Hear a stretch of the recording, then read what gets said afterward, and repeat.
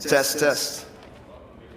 Hello, my name is Etienne de la Boetie squared, and I'm the founder of the ArtOfLiberty Foundation, and I'm the author of a book called Government, the Biggest Scam in History Exposed.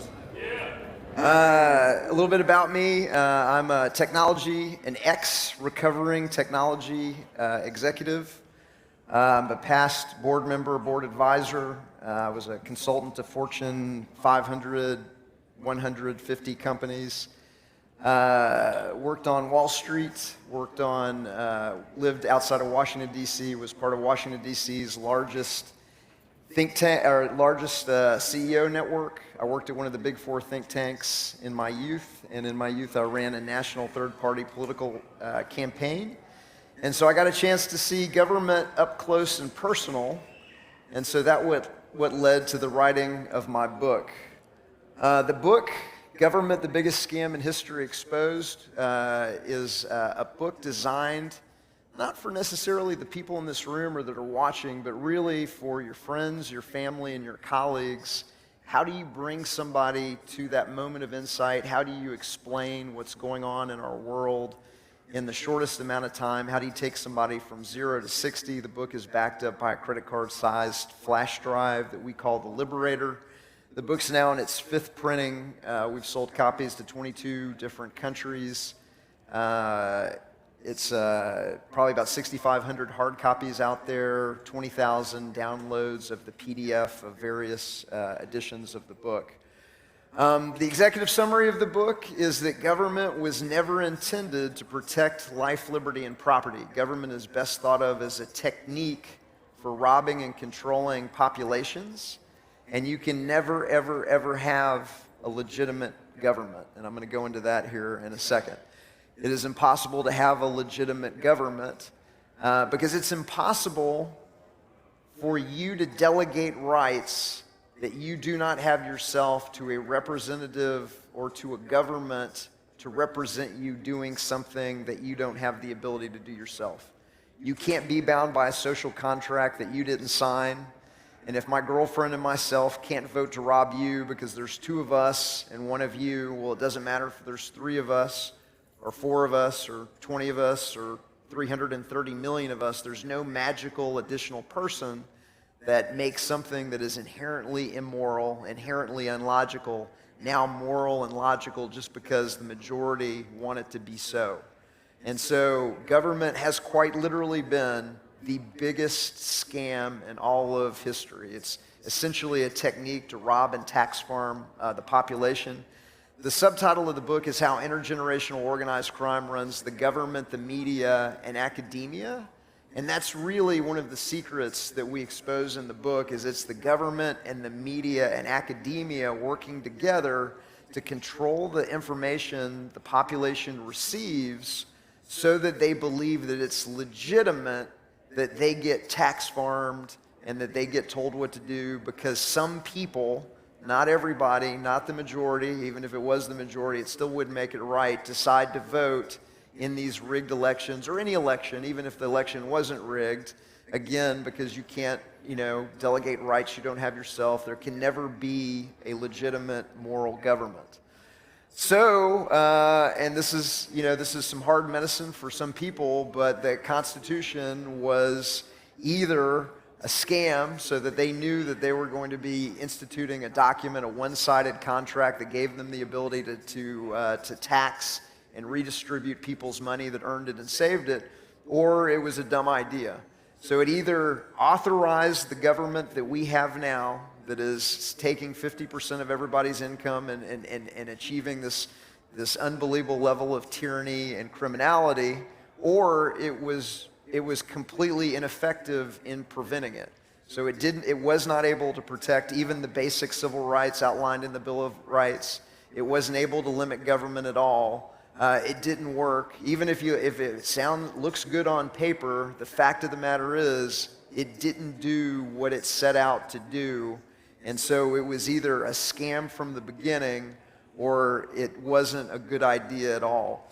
This is the only meme that's twice in the book, but if you can read what it says sign right there where it says we give ourselves the ability to steal the wealth of others and make up rules for everyone. And so the idea that 30, 40, lawyers, politicians, and slave owners can go into a room on a continent of 3 million people and write down on a fancy piece of paper that they alone get to make up rules for everybody and steal the wealth of others is not a legitimate idea. And so if you're voting for government, if you're advocating government, if you're supporting government, then you are, number one, you're voting to rob your friends and neighbors who disagree. So if you think about what the Republicans and the Democrats are kind of pitching to the country, the Republicans say, hey, elect my guy, he's going to rob everybody and he's going to put these policies into practice. The Democrats say, no, elect my guy and he's going to rob everybody and he's going to put these policies into practice. Well, there's another probably one of the best kept secrets in politics is that there's another option. It's called voluntarism. And voluntarism is, hey, let's not rob anybody. The world is a self-organizing system. The majority of what the government does is provide services. Besides the redistribution, what government really does is it provides services, whether that service is armed protective services that they call the police, whether it's dispute resolution that they call the courts, whether it's delivering the mail, whether it's building the roads, whether it's air traffic control. All of those things could be and have been done better, faster, cheaper by the free market, by co-ops, by nonprofits, by mutual aid societies, by insurance companies. There's a variety of other ways of handling these. Some of the best-known economists in the world have explained in detail how all of these things could be done. But you're never, ever allowed to hear that situation or that idea in the mandatory government school or on the monopoly media's airwaves. If you're voting and supporting government, then you're advocating violence as a solution to socioeconomic problems, and you're legitimizing the system that is enslaving and tax farming you. If you can see the little graphic at the right, each box represents what that political system is willing to use violence for, and each bigger box encompasses the next political system. So minarchism, which is what we'd probably call constitutional republicanism, says that that the government should use violence just for police and courts and roads and things like that. And then conservatism says, oh yeah, but we need some other things like that. And then the bigger box is socialism, and well, we need to have a little bit more things. And then communism encompasses everything and says we got to use violence to do everything. And voluntarists are really the only ones that are saying, hey, we don't have to use violence for anything. The world is a self-organizing system. We can do it all without government. Now, one of the things that we break down in the book is that belief in government has been indoctrinated into the population as a religion. Now, they don't call it a religion, but government, if you think about it, is using all of the little tricks and techniques that an unethically manipulative religion or a cult would use on people to create followers and believers. And so the flag is the indoctrinated holy symbol. You're going to learn about it at the mandatory government church school, where the teacher, the priest, is going to teach you about the holy documents of the Constitution. They're going to teach you the common prayer of the Pledge of Allegiance. They're going to teach you the hymns of the Star-Spangled Banner and the national anthem. They're going to take you to Mecca as a middle schooler, Washington, D.C., where you're going to go into the cathedral of the Capitol that looks like the Vatican for a reason. You're going to be taken to the temples. You're going to be shown the deities of Lincoln and Jefferson, and it's going to be very hushed, and it's going to be very reverent. And then the television, the monopolized media system, is going to come along and run some more unethically manipulative techniques on you, and they're going to begin product placing the flag at moments of high positive emotion. If you think about almost every movie you've ever seen, the government is the hero, whether it's the military, whether it's the CIA saving the world, Tom Cruise, Top Gun Maverick, the President of the United States flying fighter jets to protect the planet from invading aliens. The government has been the hero, and that hasn't been a coincidence. That's been done for a reason. Almost everything the population has received has been indoctrinating this religiosity of the flag, this religiosity of the government, these ideas into the population in an unethically manipulative way. The NBA puts the flag on the backboards so that you subconsciously associate the goal, the exhilaration of the goal with the flag. The NFL puts the flag on the players' helmets where they're forbidden to remove them. The military and the police unethically manipulate public opinion by putting the flag into burial ceremonies so that you associate the flag manipulatively with the memory of your deceased loved ones. I could go on and on about all of these techniques. They're all broken down in my book, Government, the Biggest Scam in History. The courts and the judiciary wear vestments. They enforce the commandments, the laws, the commandments of the religion. The police and the military, they have their head shaved. They're putting the uniform, the single form, the same way Hare Krishnas do. I could literally go on and on about the techniques, but I'm just going to kind of leave it at that. We break it down. We break down 20 plus techniques in the book, and we show what the technique looked like in the United States, in Nazi Germany, the Soviet Union, and East Germany. And what you really, when you go through all 20 and you see what that technique looked like in Nazi Germany, you see what it looked like in the Soviet Union, you really come to that moment of insight. Hey, wait a minute, that's a playbook.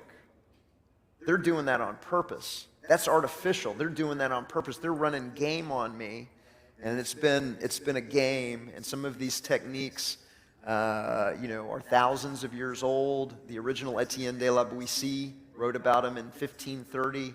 And at that time, some of them were 1,000 years old. They're still using the exact same playbook, the exact same techniques. One of that is, I mentioned that, they're weaving the American flag and product placing the American flag in moments of high positive emotion. It's a marketing technique called anchoring. A lot of people don't know this, but there's over 800 plus movies, 1,000 plus television shows where the Department of Defense or the intelligence agencies have provided military equipment. They always have script control. They're able to excise. They're able to kind of shape everybody's view of the military or the intelligence agencies or the government itself, or the movie doesn't get funded, doesn't get the military equipment, doesn't get the toys, and they've been rewriting history. There's now a documentary called Theaters of War, where now they claim it's thousands of movies and thousands of television shows. And so from Top Gun Maverick to, the Transformers, they're putting these techniques. We have a link in the book to a short video showing 469 placements of the American flag in just 12 Michael Bay movies.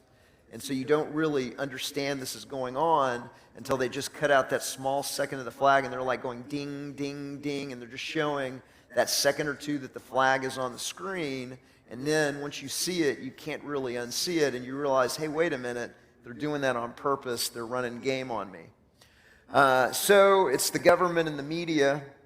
We do a lot with visualizations. If you've seen the posters on the back wall, these posters we call the White Rose Mucho Grande. You can download them at the ArtOfLiberty.org/white-rose, White Rose Mucho Grande posters. But what we're doing is we're using visualization to make what was invisible visible. And so it's the government, the media, and academia working together. Academia is kind of obvious. The government is running mandatory schools, and they're running, universities where the curriculum is the government is legitimate. The media appears to be independent, but is working along with the government in a kind of cartel system. And so what we're showing with this visualization is 6 monopoly media companies on old school print media, print, radio, television, newspapers, etc., running hundreds and hundreds of subsidiaries to give everyone the illusion that there's all of these different information sources in society. But at the end of the day, Fox News, which is the upper left-right News Corp, they don't just own Fox News. They own 175 newspapers. They own satellite networks. They own magazine companies. They own television production. They own television distribution. They own a variety of other news assets where they're able to set the policy across hundreds and hundreds of independent outlets. This is a different visualization. This shows three organizations: the Council on Foreign Relations, the Bilderberg Group, the Trilateral Commission, have maneuvered their members into the key reporterships, publisherships, and editorships at dozens and dozens of ostensibly independent media companies. They don't appear to be working together. They're not owned by the same entities necessarily. Sometimes they are, sometimes they're not. But the key people are being coordinated in this network. That network allows them to have private meetings in secure facilities that are swept for bugs on a regular basis. It's organized crime. They're given their marching orders. These are the organizations that do it. Now, those three organizations, it's not just the media. It's the presidency. It's the vice presidency. This is a different visualization, and we can't really see the detail of it, but each of those little boxes is a different key power position in the United States, from the presidency to the vice presidency to the FBI director to the Joint Chiefs of Staff to the head of the Central Intelligence Agency to the head of the Federal Reserve System to the cabinet level positions, going back in time through Democrat and Republican administrations, going back decades, showing that every single major power center in the United States has been held by one of these, somebody in one of those organizations. Frequently, they're in 2 or 3 of those organizations simultaneously. So the more important you are, the more you're doubling up and you're going to more meetings to get more stuff coordinated. But one of the things that sets us apart is we're not calling it a deep state. We're not using the term New World Order. We're not using the term globalists or elitists. It's organized crime. It's intergenerational organized crime. You can follow the money. We'll talk about how they're stealing the money in a little bit, but they're taking the profits from stolen money and they're buying up the politicians and the media, so the politicians and the media don't tell you about it, and the politicians and the media vote to hand your money to private banks, private companies, through TARP, TOLF, bailouts, military equipment that you don't need, etc. The Republicans and the Democrats, they're both in on it at the top. Meet the new boss, same as the old boss. If you really, really think about it, both the Republicans and the Democrats are 100% completely aligned in everything that is important to the ruling establishment of this country. They're 100% behind fractional reserve banking, even though it's inflationary and stealing the value out of your money. They're 100% in on handing trillions of dollars to private banks and private companies through the TARP, the TOLF, and the bailout. They're 100% behind the wars. Trump was 100% behind Operation Warp Speed. He took the vaccine. He's 100% on it. You're not cleaning out the swamp if you're putting Goldman Sachs at Treasury and Wilbur Ross, who used to work for the Rothschilds and did Trump's workout and bailout in at Commerce. You're not cleaning out anything. Jeffrey Epstein is another member of both the Council on Foreign Relations, the Bilderberg Group, and the Trilateral Commission. I think he should be the poster boy. This is the kind of people that are in the organization. So in addition to controlling the publishers and the editors and the reporters, we're going to blackmail prominent individuals, politicians, other people to keep them under our thumb in a kind of factory brownstone operation that is now kind of obvious. We talked about the old media sides, the print media, the radio, television. On the new media internet side, I want everybody to understand that the internet was a military network. It was built by DARPA, the Advanced Research, I'm sorry, it was originally built by ARPA, the Advanced Research Project Agency. ARPA became DARPA when the internet was handed over. This is a network map from 1974 showing in 1974 dozens and dozens of organizations connected to the internet in 1974. They had the internet a long time before we had the internet, and they had already figured out what the key companies and technologies were to be able to control the information that you receive algorithmically on the DARPA-ARPA internet. And so what are those companies? That's Google, Facebook, Twitter, Wikipedia, Reddit, Discuss that does comments on thousands of websites, Snopes, Netflix, Amazon Prime. I think you're getting the idea. And I'm not speculating that these companies are censoring information. This is now all out in the public. Matt Taibbi, a former reporter from Rolling Stone, was given access to the Twitter emails showing a network of 50 different companies that were coordinating censoring truthful information that was going out over the search and social media sites, takedown orders on truthful information to be able to algorithmically control the information that you receive. He calls it the censorship industrial complex. We back it all up in our flash drive. We've got all of the evidence. We've got other visualizations showing who these networks are, who these companies are, you know, what's going on. It's not hypothetical that this is going on. This is now out in the open. It has been proven. The House had the weaponization of government hearings. Everything that I just said is now kind of out in the open. And so how are they stealing money? Well, they're stealing trillions of dollars. And, you know, it may cost them a couple $100 billion a year to control the media. On Wall Street, we called that mice nuts. If you're stealing trillions of dollars and you have to spend a couple $100 billion a year to control the media, it might as well be free. It's the marketing budget to control the media. And so that control of perception is really the most powerful weapon in the U.S. arsenal is control of perception. Can we get you to believe that you're not a free human being on the planet, that you're an American, and that you owe Washington, D.C. money because you were born on this side or that side of an imaginary line? The Ruskies are going to get you. The Chinese are going to get you. The Chinese and the Ruskies are running government on their populations the same way that our government is running government on us. They're menacing their populations with the threat of war with us. We're menacing our population with the threat of war of them. They're all laughing at the top. They're all in on it at the top. Government is the enemy. It's not the Chinese. It's not the Russians. The Russian and the Chinese people are victim of the exact same game. They're having the exact same techniques run on them.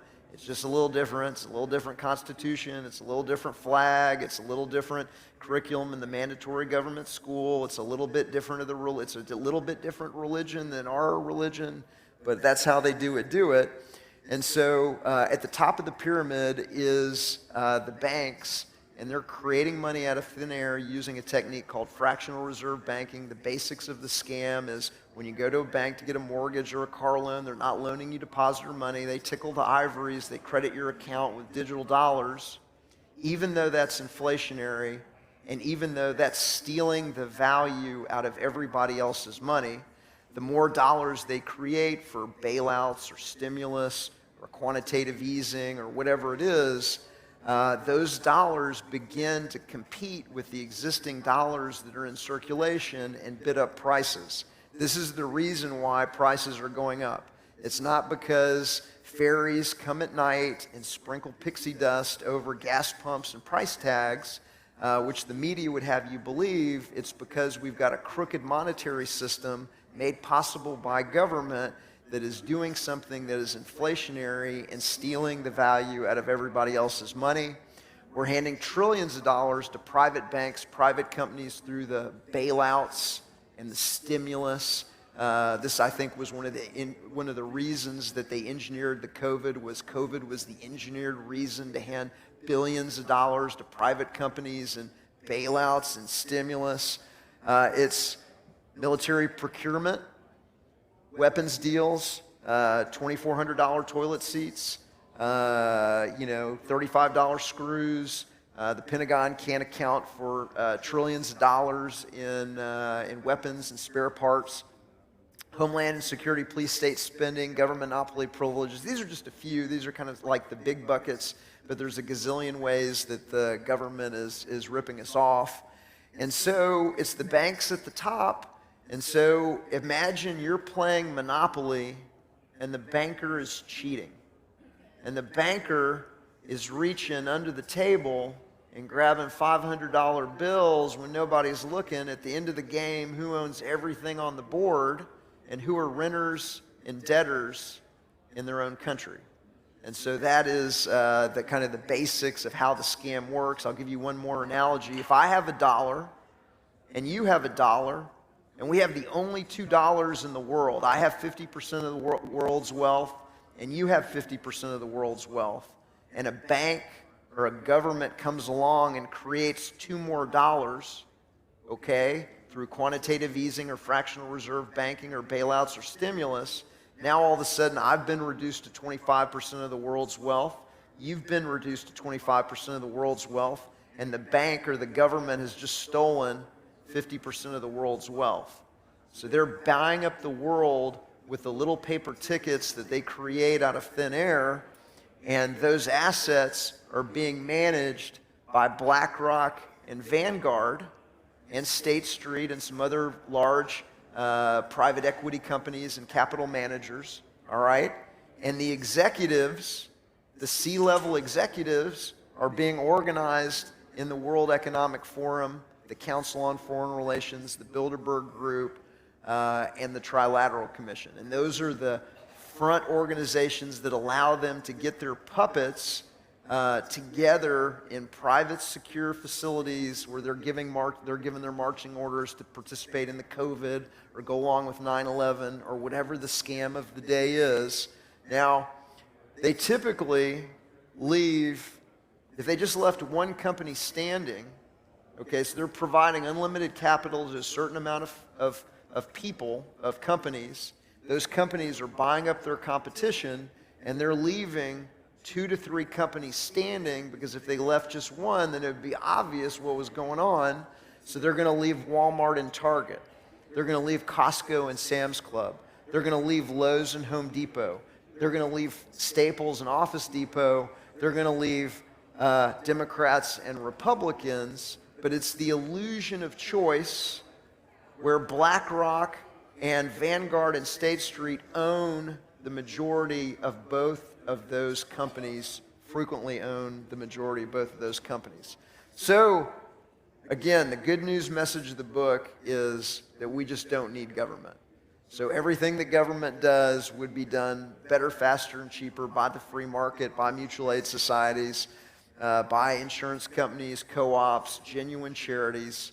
The world is a self-organizing place. The word voluntarism means that everything must be voluntary. It's a little bit of the rebranding of anarchy, but it gets there in the kind of moral idea that everything must be voluntary. Nobody gets rights that other people don't.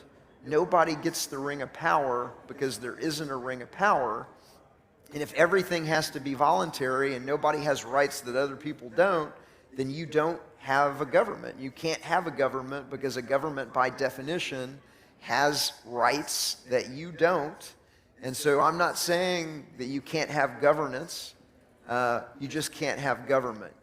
The world is this self-organizing system. It produces spontaneous order, and it is capable of organizing and coordinating the actions of millions of people without any central top-down coordination. One example is the grocery store, which coordinates the activities of millions of people in a supply chain that stretches across 6 continents to provide you avocados in 4 seasons and strawberries in 4 seasons. And it's done without any bureau of grocery stores. It is done completely in a voluntary system where everyone is compensated for their contribution. And if you think about it, from smartphones to computer systems to automobiles to bookstores, all of those are coordinating massive, complicated supply chains without any, central organization whatsoever. My organization is called the ArtOfLiberty Foundation. We're a startup public policy organization. We're voluntarist in nature. The thing that makes us different, I mentioned, is that we're coming at the problem. We're not pretending that government is legitimate. We're saying that it's illegitimate on its face, and we're not saying that we have a political problem. We're saying that it's an organized crime problem, and we're fingering the banks, the media companies. This is a little bit of what makes us unique.